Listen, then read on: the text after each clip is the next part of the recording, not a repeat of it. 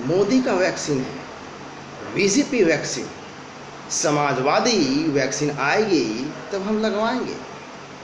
यह तो बीजेपी वालों की वैक्सीन है। ये वैक्सीन नहीं लगवाना क्योंकि इसको लगाने से लोग नपुंसक हो जाते हैं।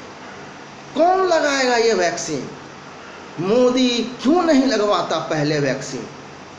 दूसरे देश क्यों लेंगे? अमेरिका, ब्राज़ील, कनाडा, ये तो विकसित देश हैं, क्यों लेंगे हमसे?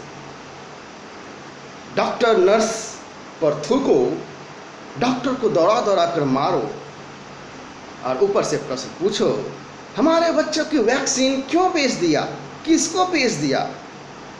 बूढ़े की चिंता है लेकिन युवाओं की चिंता नहीं है। सिर्फ फ्रंट लाइन वॉरियर को, फ्रंट लाइन वर्कर को मिलेगा वैक्सीन, डॉक्टर नर्स को मिलेगा, पुलिस को मिलेगा, जो स्वास्थ्य कर्मचारी हैं सिर्फ उनको वैक्सीन मिलेगा, सबको वैक्सीन क्यों नहीं मिलेगा?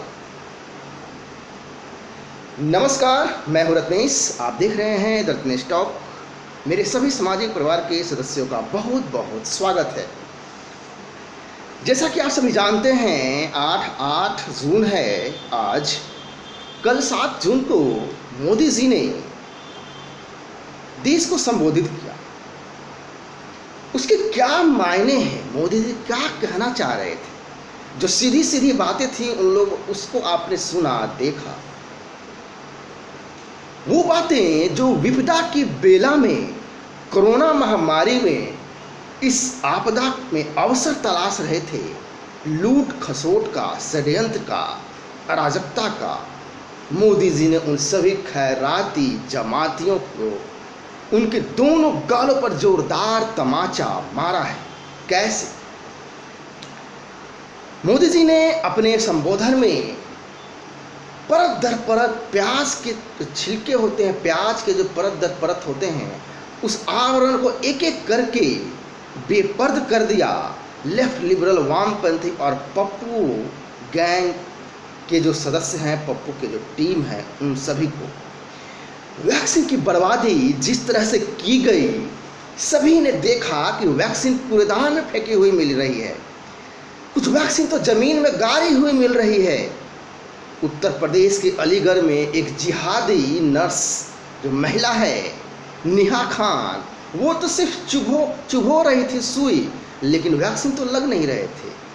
तो जो जिहादी हैं, जिहादी सोच वाले, काफिरों को इंजेक्शन लगा तो रहे थे लेकिन सिर्फ सुई चुभो रहे थे। तो जिहादी वर्ग अपना जिहादी काम कर रहे थे, अराजक तत्व भी अपने अराजकता फैलाने में लगे हुए थे, और पप्पू टीम भी टूल किट मामले में पूरी तरह से संलिप्त थी, संलग्न थी कि कैसे कोरोना के बहाने अराजकता फैलाना है, मारामारी फैलाना है।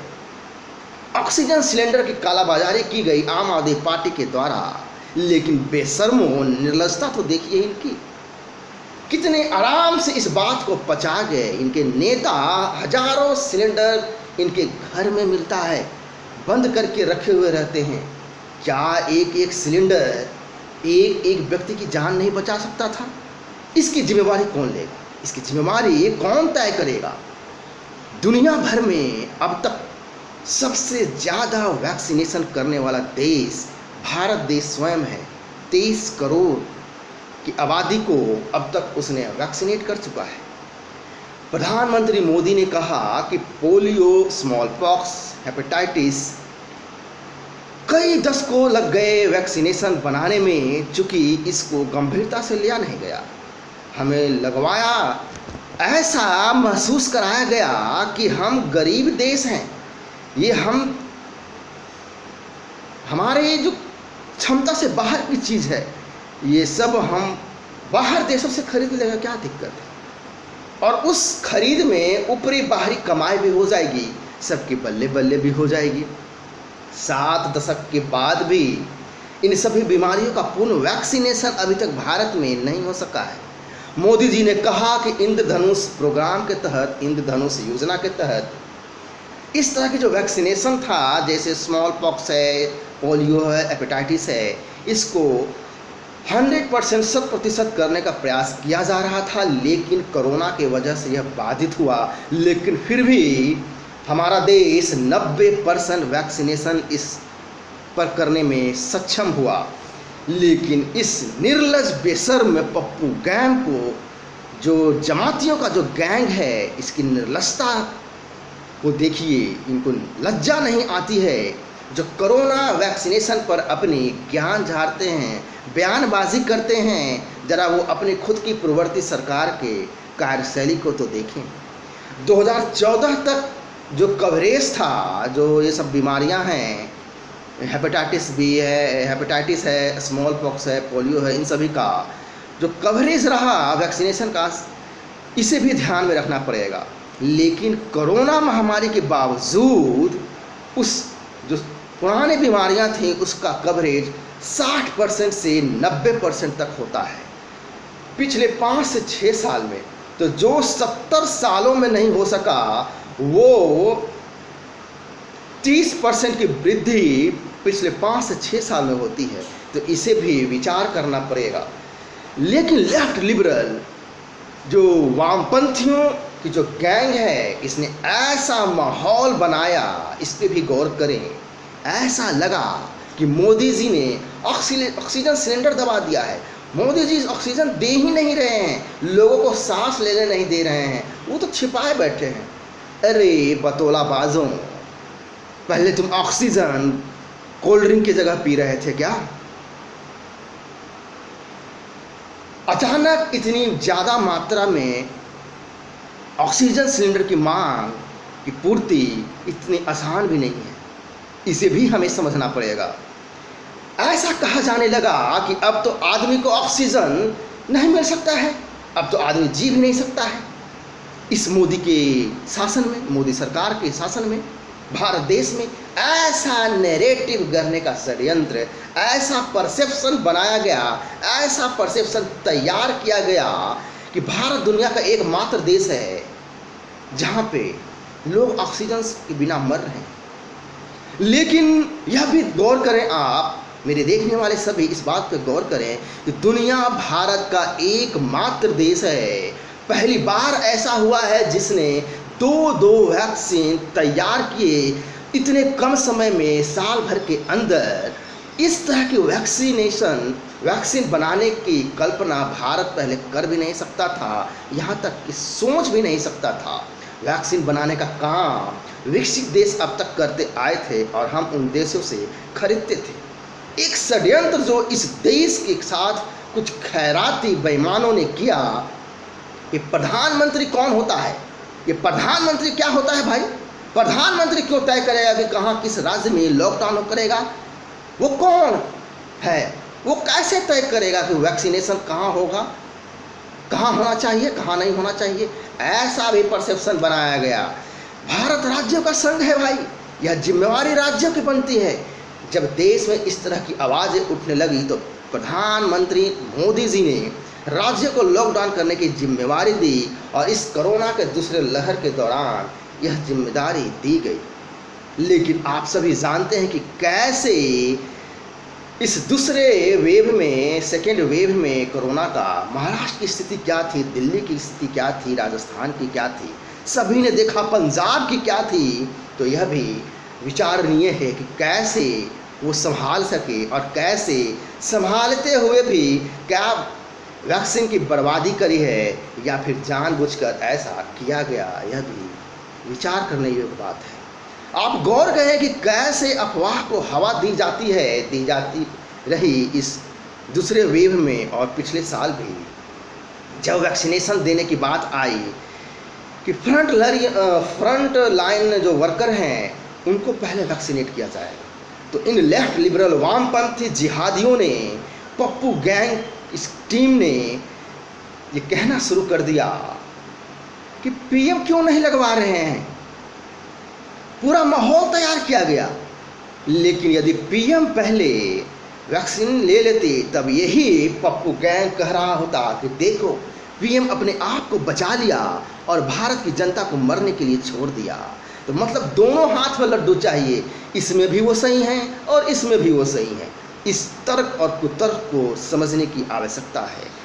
उसके बाद टोटी चोर ने कहना शुरू कर दिया कि अरे छोड़ो जी, ये तो बीजेपी का वैक्सीन है, मोदी का वैक्सीन है, समाजवादी पार्टी आएगी, समाजवादी सरकार समाजवादी वैक्सीन बनाएगी, तब लेंगे वैक्सीन। लेकिन हास्यास्पद स्थिति ये है कि टोटी चोर के पापा ने आज वैक्सीन लगवा लिया है और अब ये टोटी चोर स्वयं भी वैक्सीन लगाने की बात कर रहा है और उस बीजेपी वैक्सीन को अब वह भारत का वैक्सीन बता रहा है। तो यह भी जो छिछोरेपन है, इस छिछोरेपन को भी समझना पड़ेगा। आज तक देश यह जान नहीं सका कि जमानत पर चल रहा माँ बेटे जो हैं ये वैक्सीन लगवाया है या नहीं लगवाया है। तो जो मुफ्त खोर की जो जमात है वो अब ये तो मुफ्त में वैक्सीन लगाने के लिए मोदी जी ने इंतज़ाम कर दिया है। 130 करोड़ का देश यदि सबको वैक्सीनेट एक साथ करवाता और हो जाता तो यकीन मानिए अराजकता मचना तय था, मारामारी मचना तय था। भगदड़ मच जाती कि पहले मुझे चाहिए। तब महामारी इस माहौल में मारामारी फैलती, अराजकता चारों ओर फैलता। दरअसल ये खैराती गैंग अराजकता ही चाहते थे और अभी भी चाहते हैं।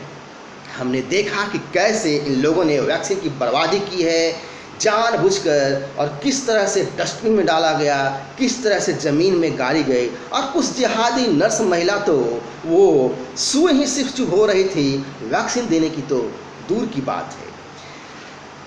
तभी वो सवाल उठाने लगे इसी दरमियान कि फ्रंट लाइन वर्कर को क्यों 60 से ऊपर वाले जो एज ग्रुप हैं उनको क्यों नहीं, जो बूढ़े हो चुके हैं उनकी चिंता क्यों।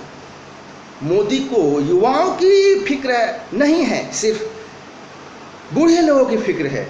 लेकिन इन गधे पढ़े लिखे अनपढ़ जो लोग बने हुए पड़े हुए हैं, फर्जी विशेषज्ञ बने पड़े हैं। मैं अपने देखने वालों को बता दूं कि जैसे जैसे उम्र बढ़ती है, शरीर की इम्यूनिटी भी, उसकी जो क्षमता है, प्राकृतिक क्षमता, वह भी घटती है। तो इसलिए सरकार ने तय किया कि फ्रंट लाइन वर्कर के बाद 60 के एज से ऊपर जो एज ग्रुप है उसको वैक्सीनेट कराया जाए। अब ये पप्पू कहना शुरू कर दिया कि हमारे बच्चों को वैक्सीन कहाँ भेज दिए। ये देखिए कुतर्क इनका। वैक्सीन की विश्वसनीयता कायम रखने के लिए, वैक्सीन की विश्वसनीयता को बरकरार रखने के लिए, भरोसा को बरकरार रखने के लिए कनाडा, ब्राज़ील, अमेरिका, अफ्रीका के कई देशों को भेजा गया, ऑस्ट्रेलिया, न्यूजीलैंड को भेजा गया। वैक्सीन की विश्वसनीयता को विश्व भर में बरकरार रखा गया। तभी यह पप्पू गैंग कहना शुरू कर दिया कि भारत की वैक्सीन कोई क्यों लगवाएगा। फिर देखिए कुतर्क इसका, एक षड्यंत्र की वैक्सीन के भरोसे को कैसे कम करना है, खत्म करना है। आप गौर करें कि महामारी के 1.5 साल में प्रधानमंत्री मोदी जी ने कभी भी अफवाह वाले मुद्दे पे बात नहीं किया। ये अफवाह जो है एक गैंग फैला रहा है, एक मीडिया का वर्ग भी इस अफवाह को हवा देने का कार्य कर रहा है। आप ध्यान दें कि यदि फ्रंट लाइन वर्कर को कोरोना हो जाता, जो कि इनको पहले वैक्सीनेट किया गया, डॉक्टर हैं, नर्स हैं, पुलिस हैं, मेडिकल जो वर्कर हैं, प्रोफेशनल जो लोग हैं, मेडिकल कर्मचारी हैं, उनको कोरोना से प्रभावित ना हो इसलिए सबसे पहले उनको वैक्सीनेट किया गया। यदि ये फ्रंट लाइन वर्कर कोरोना के ग्रस्त में हो जाता पूरे भारत में, तो देश भर में यकीन मानिए हाहाकार, मारामारी फैल जाता। और इसका लाभ लेकर के ये जो लेफ्ट लिबरल वामपंथी पप्पू टीम और टूलकिट जो टीम है सरकार पर आरोप लगाती, गिराने का प्रयास करती, पूरे विश्व में बदनाम करती। लेकिन विपदा की बेला में भारत देश ने वैक्सीन बनाई और अन्य देशों को भी दिया। और दिया ही नहीं, अपने नागरिक को भारत सरकार ने, चूँकि इसकी आबादी 130 करोड़ है और पूरे विश्व में सबसे ज़्यादा 23 करोड़ आबादी को वैक्सीनेट कर चुकी है। जबकि इस पूरे महामारी के माहौल में जो खैराती मीडिया वर्ग है और ये जो लेफ्ट लिबरल वामपंथी हैं, किस तरह से, और इसमें आम आदमी पार्टी भी है, वह केजरी का चप्पू नेता जो अपने घर में सिलेंडर को छिपा के रखता है, लेकिन केजरी की बेशर्मी देखिए, वह अपने पार्टी में उस नेता को बनाए रखता है। तो इसे भी समझना पड़ेगा। तो ये था पूरा विश्लेषण। आशा करता हूँ यह विश्लेषण आपको अच्छा लगा होगा। मैं फिर मिलूँगा किसी दूसरे मुद्दे के साथ दूसरे वीडियो में। तब तक के लिए नमस्कार, जय हिंद।